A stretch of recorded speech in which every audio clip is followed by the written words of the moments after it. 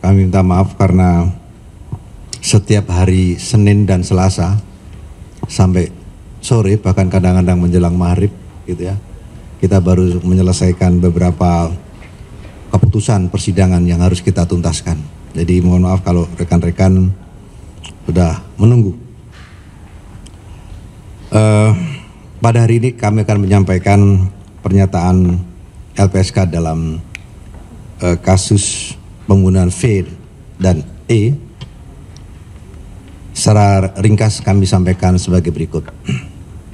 Yang pertama, bahwa sejak kasus V dan E ini menjadi perhatian publik, LPSK pada pertengahan Mei 2024 telah membentuk tim dan menugaskan tim tersebut secara khusus untuk melakukan tindakan proaktif pendalaman kasus tersebut dengan melakukan koordinasi kepada Polda Jawa Barat, kepada Polres Cirebon Kota, kepada keluarga korban, dan semuanya itu dimaksudkan untuk menggali dan memberikan informasi kepada saksi dan atau keluarga korban untuk kepentingan pelindungan saksi dan korban. Bahkan beberapa pimpinan LPSK terjun langsung ke Cirebon, ke Jawa Barat, balik lagi, dan sebagainya. Langkah LPSK pada intinya menawarkan pelindungan untuk memberikan rasa aman kepada saksi dan korban, termasuk keluarganya, dan untuk memberikan keterangan pada proses peradilan. Pertimbangan langkah-langkah proaktif itu penting dilakukan oleh LPSK agar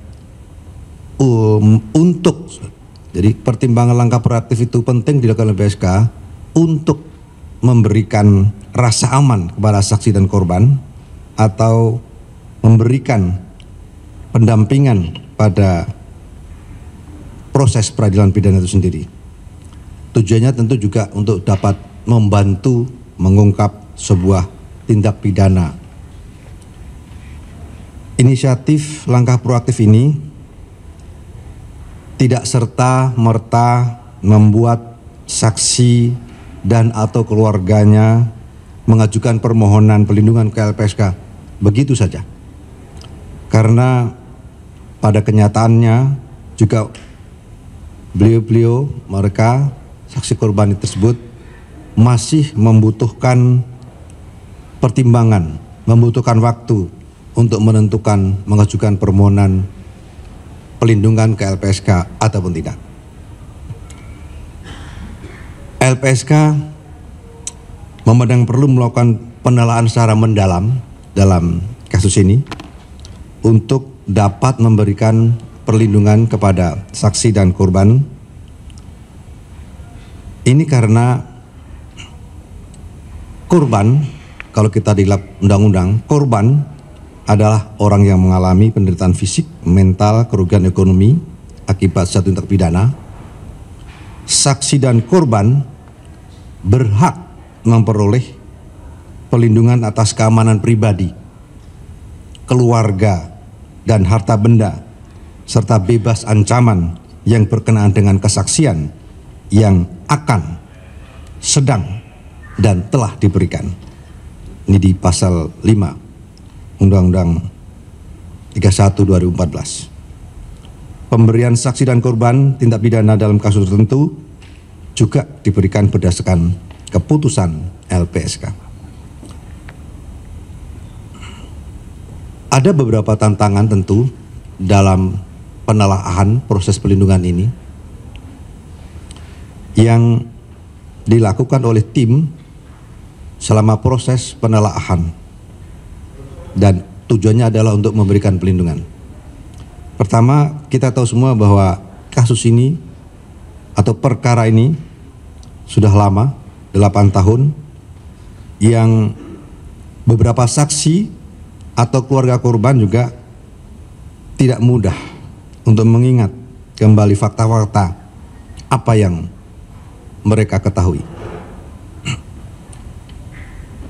Ada juga kita semua tahu berkembang beragam pendapat atau pandangan atau keterangan yang banyak melalui media. Itu juga penting menjadi sebuah pertimbangan. Hal lain juga, beberapa saksi telah berpindah tempat tinggalnya.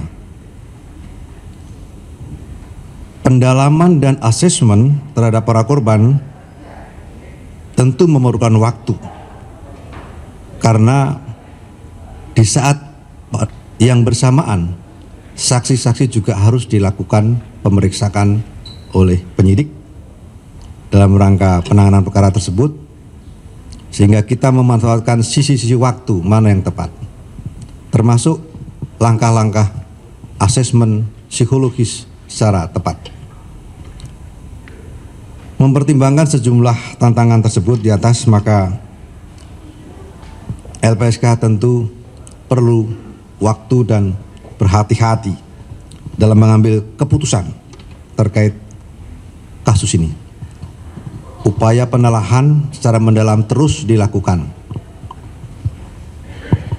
Pada kesempatan ini kami juga menyampaikan bahwa LPSK mendukung upaya Polri dalam upaya pemeriksaan internal terhadap sejumlah anggota Polri yang bersentuhan atau menangani perkara tersebut, dan diharapkan dapat membuat terang perkara, membuat jelas bagi publik,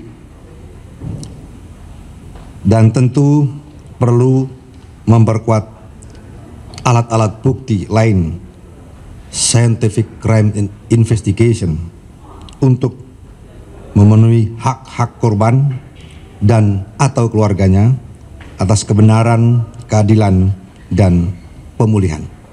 Itu pokok-pokok yang kami sampaikan. Dan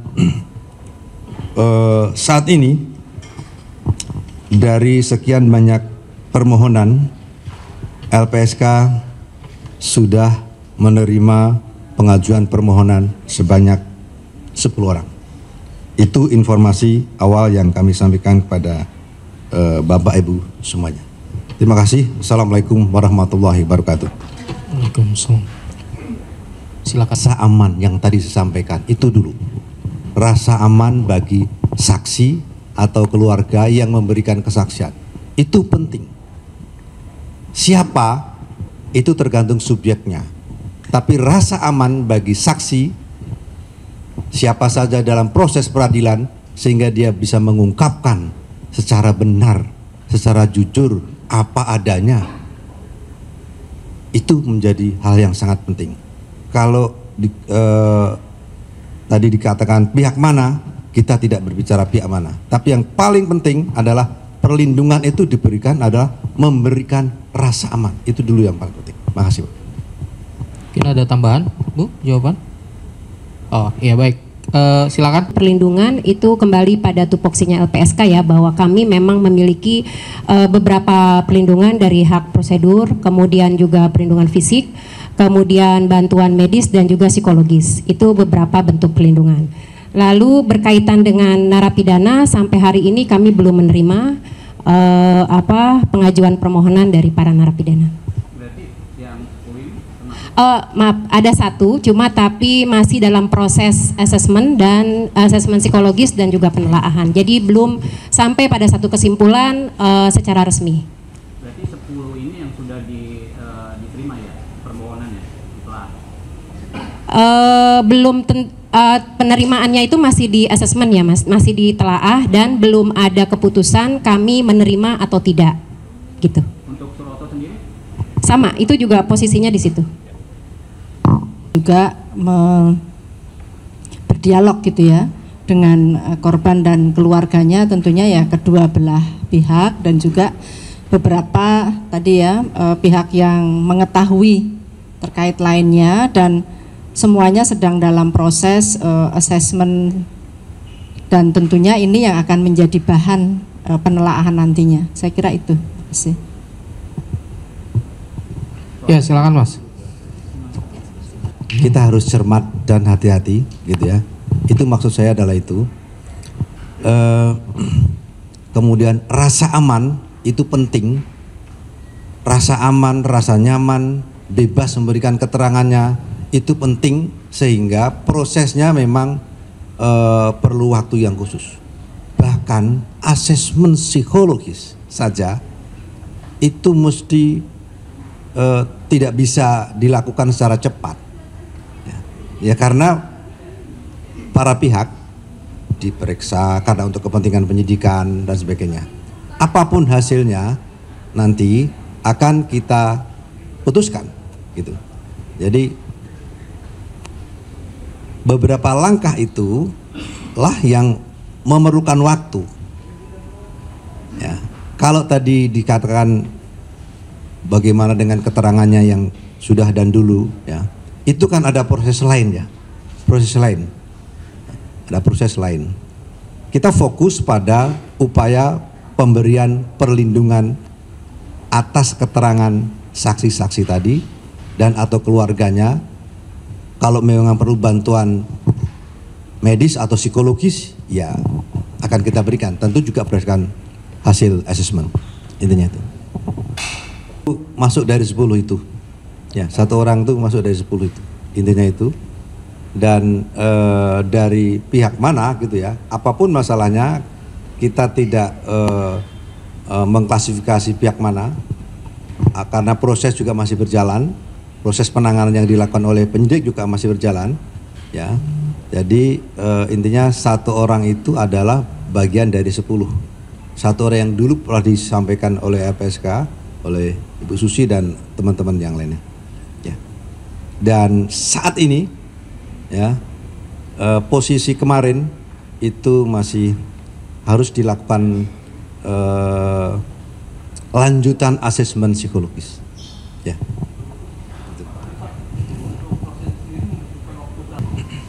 Sepanjang keterangan-keterangannya clear, kemudian juga hasil asesmennya juga sudah kita terima, gitu ya. Dan keterangan atau dokumen atau informasi dari penegak hukum juga kita terima, itu akan mudah kita cepat untuk kita putuskan. Ya, masih.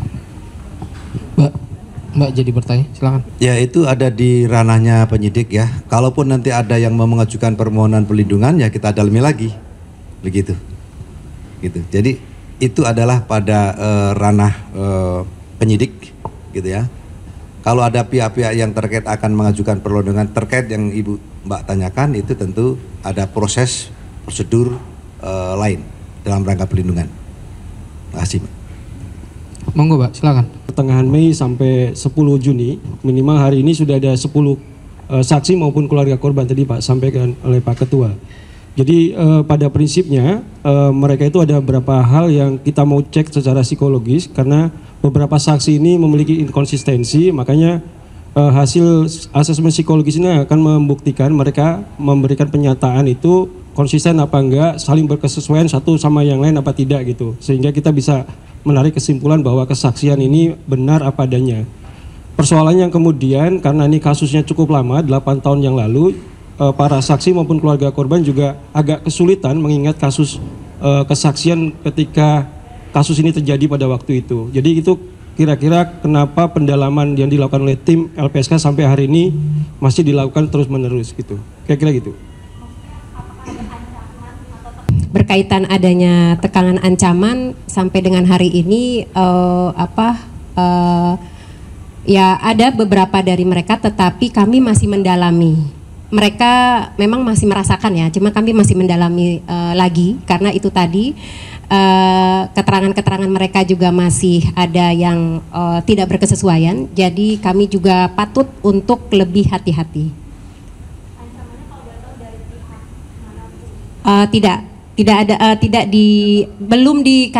Belum diberitahukan lebih detail ya, karena ya mungkin itu privasinya dari mereka juga. Terhadap saksi atau terhadap korban atau keluarga korban? Dua-duanya, saksi juga, korban juga merasa ada rasa takut juga gitu loh. Itu juga perlu di alasan perlu dilakukan perlindungan. Jadi perlindungan itu selain mewujudkan untuk rasa aman, tapi menumbuh kembangkan yang bersangkutan atau yang dilindungi supaya pede, ya, supaya berani apa adanya yang sebenarnya. Itulah salah satu perlindungan penting yang tadi sampaikan. Terima kasih. Ya, lanjut Mas. Yang dimaksud ketidaksesuaian itu adalah keterangan satu yang lain kan berdasarkan pengetahuannya satu tentu berbeda-beda ya. Kemudian juga tadi ditanyakan apakah ketidaksesuaian itu terhadap keterangan yang sudah lama atau belum atau yang baru, itu juga didalami. Jadi apapun hasilnya nanti akan kita putuskan kemudian. Jadi indikasi-indikasi keterangan-keterangan yang perlu diperdalam antara keterangan A dan B dan lain sebagainya. Keterangan saja juga tidak cukup, kita kan juga harus mengklarifikasi, gitu ya. Keterangan saja tidak cukup, kita juga perlu mengklarifikasi itu. Terima kasih, Pak. Silakan tambahan, Bu. Ya, saya tambahkan sedikit. Misalnya kita pernah bertanya di hari sebelumnya dengan hari berikutnya, kita ulang lagi itu juga sudah bergeser-geser gitu, sehingga kita butuh memastikan kembali, sehingga assessment itulah yang menjadi pijakan kita untuk memastikan kefaktualannya atas keterangan yang diberikan. Si Undang-Undang Polri yang sekarang sedang digodok, kira-kira apa yang akan, keterlaluan sekali nih dengan menggunakan diskresi. Kita jelaskan juga mencermati itu, ya, juga mencermati itu. Tapi itu tentu ada ranahnya penyidik. Ya, itu adalah pada ranahnya penyidik, gitu. Jadi kita lebih fokus dalam konteks perlindungan saksi dan perlindungan saksi atau keluarga korban para keluarga korban yang juga menjadi saksi itu. Jadi kalau terkait dengan perkara yang sudah diputus itu ya, tentu itu adalah ya namanya juga sudah diputus. Apakah nanti dari pihak-pihak terdakwa akan mengajukan PK dan segala macam atau siapa, yaitu kewenangan dan bagian dari hak-hak mereka, gitu ya. Jadi kita fokus ke situ. Apapun putusannya itu, apapun hasilnya nanti dalam perlindungan saksi dan korban yang akan kita berikan itu kita harapkan juga bisa membuat atau mendukung sebuah peristiwa penanganan tindak pidana secara clear, mengungkap secara menyeluruh.